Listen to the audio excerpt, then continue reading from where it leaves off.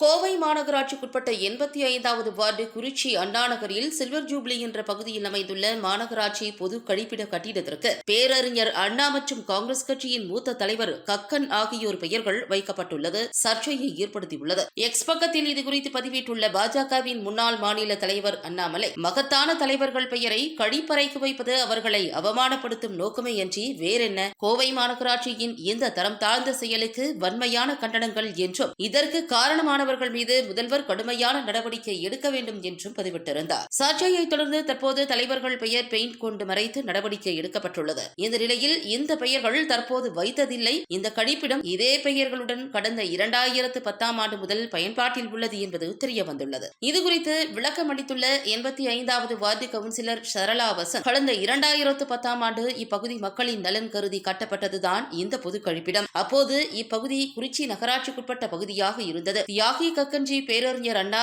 மக்கள் நலத்திட்டம் ஆண் பெண் நவீன கழிப்பிடம் 30 மே 2010இல் மக்கள் பயன்பாட்டிற்கு திறக்கப்பட்டது என்று அங்கு கல்வெட்டு பதிக்கப்பட்டுள்ளது. எனவே 15 ஆண்டுகளுக்கு முன்பே இந்த பெயர்கள் எழுதப்பட்டுள்ளன. தலைவர்களின் பெயர்கள் தற்போது எழுதப்படவில்லை. சமீபத்தில் அந்த கழிப்பிடத்தில் கதவுகளை மாற்றும் பணி, வெள்ளை பூசும் பணி என பராமரிப்பு பணிகள் நடைபெற்று முடிவடைந்தன. இந்த நிலையில் 15 ஆண்டுகளாக இருக்கும் ஒன்றை ஏதோ புதிதாக நடைபெற்றது போல பொய்யான தகவலை பரப்பி வருகின்றனர். தேவையற்ற சர்ச்சைகளுக்கு முற்றுப்புள்ளி வைக்கும் பொருட்டு தலைவர்களின் பெயர்கள் மீது பெயிண்ட் பூசப்பட்டுள்ளது என்று கவுன்சிலர் சரளா தெரிவித்துள்ளார். திமுக மீது ஏதாவது குற்றச்சாட்டை சொல்ல வேண்டும் என்பதற்காகவே 15 ஆண்டுகளாக இருக்கும் ஒன்றை இப்போது நடைபெற்றது போலவும் திமுகவினர் குற்றம் சாட்டியுள்ளனர். தலைவர்களை திமுக அவமதித்ததாகவும் தேவையில்லாத சர்ச்சையை பாஜகவின் அண்ணாமலை முன்வைத்துள்ளதாக திமுகவினர் குற்றம் சாட்டியுள்ளனர்.